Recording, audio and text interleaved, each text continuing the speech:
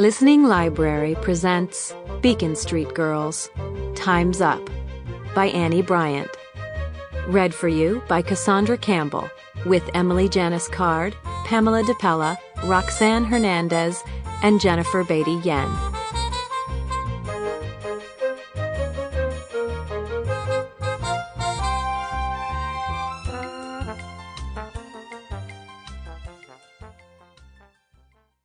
Part 1.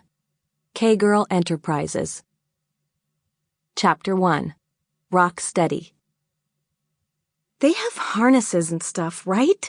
Maeve asked in a tremulous voice. "I mean, to catch you if you fall off?" At the words, fall off, Katani swallowed hard. She too felt nervous at the sight of the ginormous gray climbing wall. "I can't believe I'm actually going to climb it," she thought. But she reached down and gave Maeve's clammy hand a reassuring squeeze. "Chillax, girlfriend. Look at Avery. She can't fall." Sure enough, Avery, the most athletic of the group of friends, was already securely harnessed and had started her climb. Katani tried to distract herself from her fears of looking like a total spaz on the wall by concentrating on her favorite magazine, T-Biz, a magazine for teen entrepreneurs. As she flipped another page with her free hand, a colorful ad suddenly caught her eye. "This is incredible," she blurted out loud before she could stop herself. "Whoa, that's the spirit, Katani," Avery shouted encouragingly, giving the K-girl a thumbs up as she dangled in her harness. Katani looked up, slightly embarrassed by her outburst, but glowing with excitement about what she had read.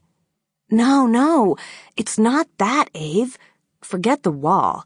It's this contest, an Entrepreneur of the Year contest for middle school students. Listen." But Avery was already facing the wall, and the pint-sized climber hadn't heard a word she had said. Katani figured Avery was probably too busy trying to beat the boy next to her up the wall. "You better put that magazine away, Miss Fashion Biz, and listen to the instructor, or you'll be hanging every which way when it's your turn," warned a suddenly serious Maeve, her big blue eyes glued to the climbers scrambling up the wall like little spider people. Maeve gasped as one climber slipped and fell away from the wall. But Katani couldn't care less about the rock climbers. In fact, she wished she had stayed home. T-Biz was seeking the next generation of business leaders. This was so up her alley. K-Girl Enterprises was her ultimate fantasy. She should be home now writing up her detailed, viable business plan instead of climbing like a giant bug up some crazy wall. Why had she agreed to come? The contest offered an opportunity for all young entrepreneurs to fulfill their dreams. Katani looked around to see if she could find a quiet place to keep reading. A sudden blur on the rock wall grabbed her attention. "That girl just fell 10 feet, she yelped. Maeve, who had been waving for Charlotte and Isabel to come over, spun around. The little girl was now hanging in mid-air. Maeve's legs began to tremble. "She's fine," a boy standing behind the girls said. Maeve turned around to see two of their friends from school. "Hey, Dylan and Nick, what are you doing here?" "How can Isabel just stand over there and draw?" Katani commented, glancing over at Isabel, who was intently sketching one of the climbers. "My hands are shaking so much I don't think I could hold a pencil," she said as she quickly zipped her magazine in the pocket of her sweatshirt. While she liked Dylan and Nick, no way was she ready to share that she was going to enter the T-Biz Entrepreneur contest with the two most popular boys at Abigail Adams Junior High. Dylan could be a big tease, and she didn't want to be his latest target. She could just hear him in the cafeteria announcing, "Katani's going to be on the next Oprah. Uh-huh." "What are we doing here? What are you doing here?" The good-looking Dylan pointed at Maeve's hot pink yoga pants. He had a low tolerance for all that pink girly stuff. "Nice climbing gear, Maeve," he teased. She punched him in the arm. "Seriously, I didn't know you Beacon Street girls were rock girls. Nick Montoya joked, his eyes on Charlotte, who had just reached the group. "We've been climbing for months," he added proudly. "This is my first time," Katani offered. She totally didn't want the guys thinking she was any kind of expert, especially since she was now convinced that she would be slip-sliding down that wall any minute now. "We're forming a team so we can compete. Rock climbing is like the coolest sport ever. Hey, check out the Ave." Dylan pointed to Avery, grabbing the top of the wall. "Leave it to Avery to beat an experienced climber like Josh on her first try." He shook his head in admiration.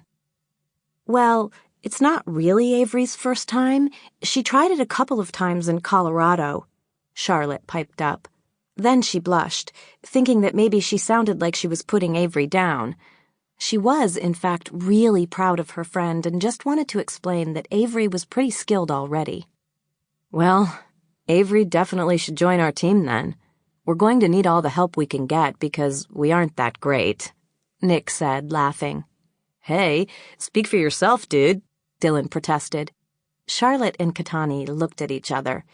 They both knew what the other was thinking. Why weren't more boys like Nick Montoya? He wasn't braggy and show-offy like most of the boys they knew. Suddenly, Avery was in front of them. "A team?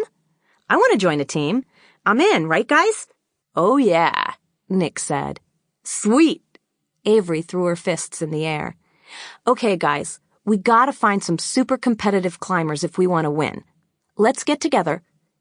Avery was interrupted by Chris, the muscled instructor who faced the group. "Okay, ready to rock steady, ladies?" He pointed at the wall behind them. Katani stared at the huge structure, and Maeve made a funny scaredy-cat face. The wall towered over them, looking impossibly high. Katani felt her stomach twist into knots just looking at it. She glanced over at Maeve, who was tapping her right foot up and down while clasping and unclasping her hands together. Katani stifled a nervous giggle. Competitive friends, a looming contest deadline, and now another opportunity to demonstrate her total lack of athletic skills? That was just too many walls to climb. "Chill out, guys. We'll catch you after your lesson." Dylan waved as he and Nick exchanged a laughing look and walked away from the girls. "I'll give it another go," Avery grinned, turning her full attention to Chris. "Where's Isabel?" Charlotte suddenly looked concerned. Katani and Maeve glanced around the crowded gym but couldn't see their dark-haired friend anywhere.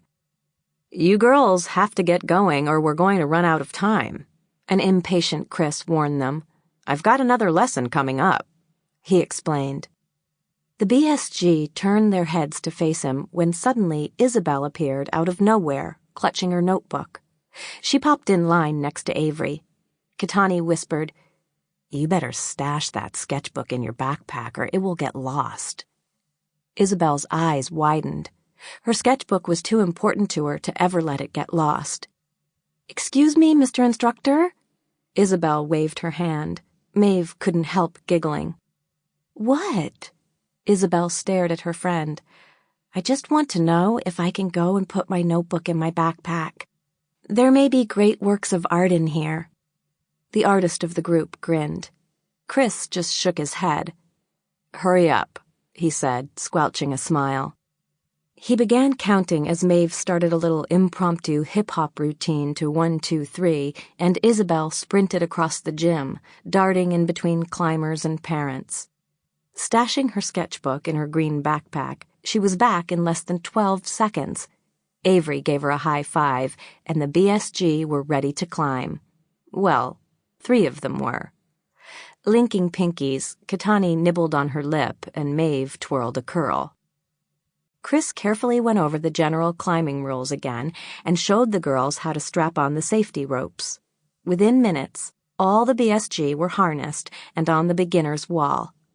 A couple of experienced climbers came over to belay them. "You're doing great, girls. Go at your own pace, hold by hold," Chris called up to them as they began to inch up the wall. "Sample complete. Ready to continue?"